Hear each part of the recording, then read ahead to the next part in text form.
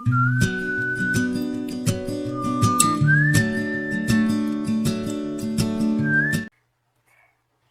day, ladies and gentlemen.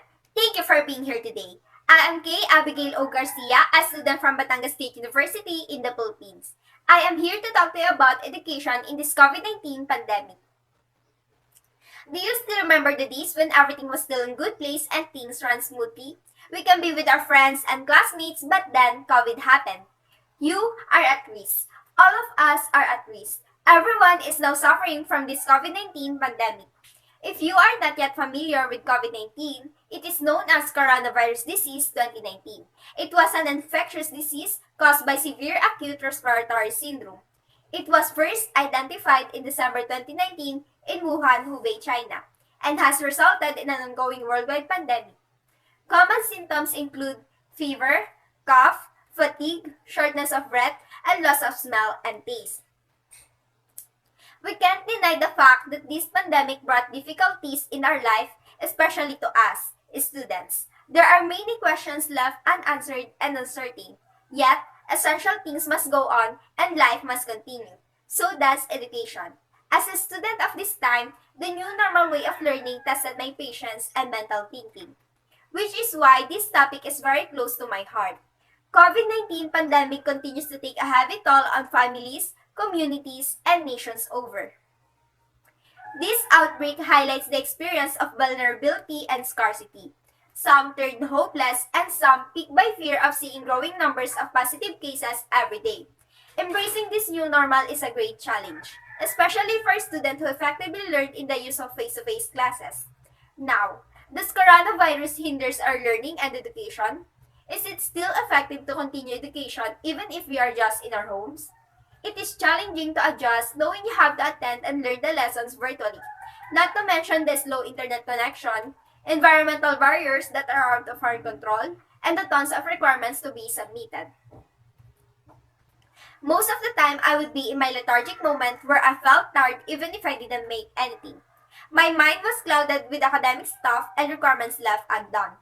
Oftentimes, I would overthink if I could survive this year's education or if there were any learnings reflected in my mind. As most students would say, we're just passing requirements instead of learning. Honestly, I have felt the struggle of that particular saying. Nowadays, students highly prioritize passing before or on time and even neglected the learnings of the lesson. I must say, this new normal way of learning is not everyone's cup of tea. We can't stop bursting our emotions and venting our rants whenever we can't attend classes virtually or even if we cannot submit requirements on its deadline. It is painful knowing you have sacrificed your sleeping hours and even skipped meals to finish all of the requirements piling up. The new normal way of education today is really difficult. Students would end up saying academic freeze because we are not into this type of education. We are having a hard time adapting to this new challenge, and the struggles of self-learning are visible in every hardship of the students nowadays. Yet, I have realized we are not only the ones struggling. Even teachers do. They are trying their utmost best to impart knowledge and create conducive learning even if it's virtual. So for us to survive this education in this pandemic, let us help and compromise with one another. For I believe that this too shall pass.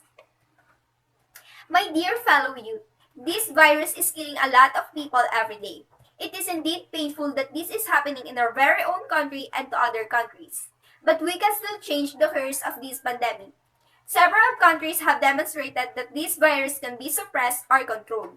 We, even as a youth, can be part of the change. We can help by simply taking care of ourselves and using our voices to raise awareness to our fellow youth.